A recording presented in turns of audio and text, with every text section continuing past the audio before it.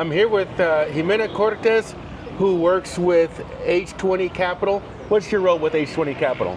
Sure, thank you very much for the invitation. I'm investor for Spanish-speaking Latam in Htwenty, and I also lead the platform efforts, that is all the efforts we do post-investment for the portfolio. Great, so Htwenty, my understanding is that it's an early stage. It focuses on early stage seed, pre-seed, maybe Series A investments, really gets in early in the game. And then, I did a little bit of homework, and you guys really specialize in working closely, actively with investors, kind of holding their hand, serving a little bit more, almost along the incubator route. Is that correct? Yes, in part. We are a really active fund. We're super hands-on with our portfolio. A big important part of our investment thesis is how we can generate value to our portfolio. That's correct. We also enter in super early stages. It includes pre-seed also. Pre-seed, seed, and pre-series A is our sweet spot.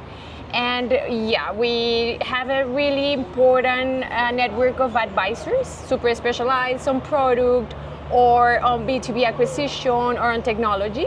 And we also have a playbook of partnerships and different stakeholders to help our portfolio. But we also strategically work along with them super closely. Now, one interesting thing I noticed is that you guys have offices here in Colombia, in Mexico City, and in Miami. Correct. You guys chose that geography as opposed to, let's say, the traditional Silicon Valley or Boston or New York. Why?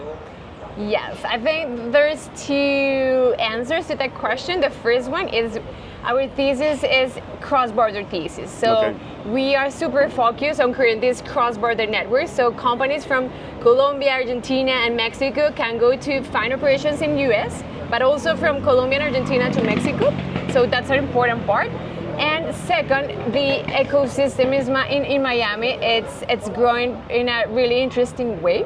That it's not the traditional Silicon Valley ecosystem, but we have a lot of second-time or third-time founders creating companies in Miami. So the ecosystem it's getting pretty interesting. So we are making a bet on the Miami ecosystem.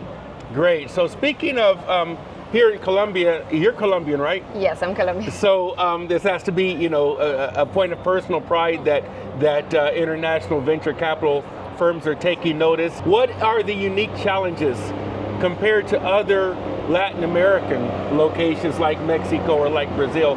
What are the unique challenges that Colombia faces when it comes to attracting venture capital? Yes, I think Colombia has done a pretty good job because we have a really good talent, technical talent that is aiming to build interesting things. I think what's more challenging is the exit, is the exit ecosystem.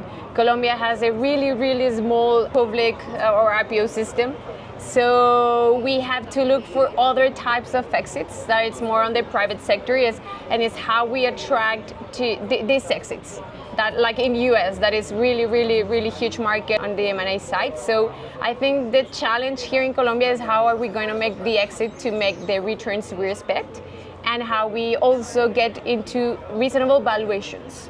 Good point. I think that when we look at, for example, Colombian listed companies, they tend to list, I remember Technoglass, for example, a Colombian company. The last one. Went from, now they're based in Miami. They went from BVC in Bogota to NASDAQ, then from NASDAQ to the New York Stock Exchange. When you look at the multi-Latinos, like here in Medellín, we have Grupo Sura and Bancolombia, Ecopetrol even, they're all listed on the New York Stock Exchange. A lot of them also list, in the BVC, maybe more for patriotism, I think, than anything else. But so because of that, it kind of precludes, to a large degree, going a traditional domestic IPO because the capital markets or the demand for the securities aren't there. Have you seen any companies, aside from obvious ones like, let's say, Rappi, have you seen companies that have done international IPOs, that maybe it might be a company with Colombian roots or other companies in your portfolio in Mexico or elsewhere that have gone the IPO route? Or is it really more of, let's look and get a strategic acquisition or private equity or some other type of exit?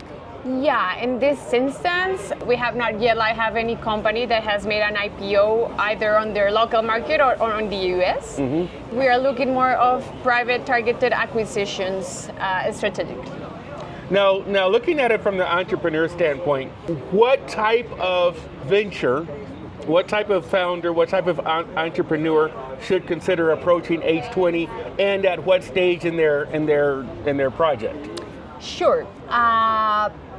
I think in early stage BC, the founder and the founding team is the most important thing. So we really focus on finding and building long-term relationships with these founders. We look for founders that are super technical, that have a lot of experience in the segment and the market they are approaching. We also value a lot the networking they can generate on the problem they are solving and the obsession and passion of that particular problem. So they want to solve it, the passion they feel about it. We invest in early stages. So basically our sweet spot is pre-seed, seed and pre-series A. We normally make tickets between 500K and 1.2 million. Okay. That's our strategy. We look for an equity ownership between 8 to 12% in these companies to build our long-term equity ownership for the ramp up and for the exits. We have three main sectors we like to invest in. First one is fintech infrastructure. In LATAM, we have been focusing a lot on fintech infrastructure because we see there's a lot of gap in the technological infrastructure we have. For example, we are investing in acquiring processing, in cross-border payments, in remittances, in collections and public services. So we are here going deeper on the infrastructure fintech side. We think through this infrastructure, with technology in this infrastructure, we can permeate the technological ecosystem in the region. Second, we invest in verticalized SaaS. Okay.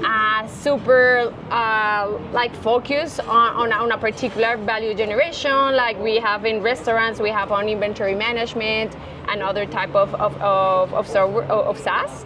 And AI, I think AI, of course, is a trending topic, but we're trying to understand how AI works as a backbone into the products and operations of our companies to make it more efficient and more productive. So with 30 people, you can do what, in 3 years ago, 5 years ago, you did with 100 people. Absolutely. And you've been generous with your time. It's starting to get hot. The sun's coming up here. I see that. I don't want us to melt. I was looking at your website. You guys have some success stories that you're pretty proud of that are still, of course, in the developmental stages. Yes. You mentioned the restaurant company that has restaurant SaaS software. Just mention maybe 2 or 3 of the companies that you guys have in your portfolio that are doing interesting things. Sure. For example, we have Felix Pago. That is a company that has recently closed its Series B with QED as a lead investor. So they have been doing really interesting things, growing at a really interesting pace. So we're super excited about Felix Pago. We have also from the Colombian side, Supra, which is working on cross-border payments and was the first investment made by Citibank New York here in LATAM. And we also have Aqua, that is actually from a founder from Medellín. They are building really interesting things in acquiring processing, and they closed the biggest pre-seed round in the region. So we're really excited about the companies. Congratulations, much continued success, not just for you guys at Htwenty, but obviously for the Colombian entrepreneurial ecosystem. And what's your website? Our website is www.htwenty.com. Thanks so much. Thank you.